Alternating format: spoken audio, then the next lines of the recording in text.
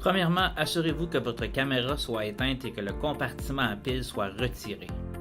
Installez la carte microSD nouvellement formatée de classe 10 entre 2 GB et 32 GB. Ouvrez l'application SpyPoint et sélectionnez « Activer un appareil », soit à partir du menu de connexion, soit en sélectionnant le bouton en forme de plus dans la liste des caméras de l'application. On vous amènera au processus d'activation. Sélectionnez la Link Micro LTE à partir du menu et cliquez sur Suivant. On vous rappellera de vérifier si une carte microSD est installée avant de continuer. Lorsque vous aurez choisi votre appareil, on vous demandera d'entrer les informations de votre appareil. Le plus facile est de choisir la numérisation et d'utiliser la caméra de votre téléphone pour numériser le code 2D ou le code barre situé sur votre caméra. Si pour une raison quelconque vous êtes incapable de faire la numérisation, vous pouvez entrer les informations manuellement. Un tutoriel apparaîtra pour vous expliquer où trouver les informations requises. Une fois les informations numérisées ou entrées, cliquez sur Suivant. La fenêtre suivante vous permettra d'entrer les informations pour le programme de référencement si vous en avez. Si vous n'avez pas été référé, ne touchez à rien et cliquez sur Activer mon appareil. Si vous avez réussi votre activation, un message apparaîtra vous félicitant d'avoir activé votre nouvel appareil.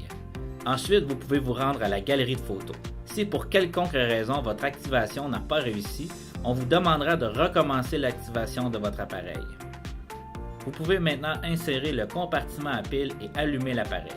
La lumière de statut à côté de l'interrupteur va se mettre à clignoter pendant que la caméra cherche un signal. Une fois le signal trouvé, la lumière de statut arrêtera de clignoter et restera allumée.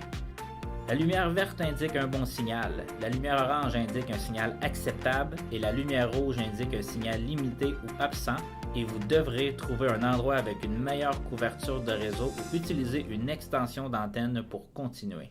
Au même moment que la lumière arrête de clignoter, vous devriez remarquer que les lumières d'indicateur rouge sur le dessus de la caméra commencent à clignoter. Ces lumières indiquent que la caméra a commencé un compte à rebours. Vous avez 30 secondes avant que la caméra commence à prendre des photos.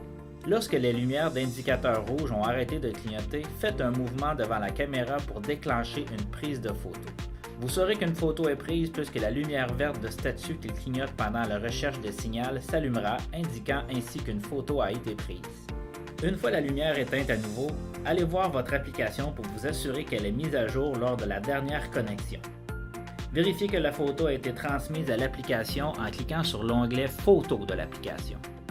Si la photo est là, votre caméra a été activée correctement et fonctionne comme elle le devrait.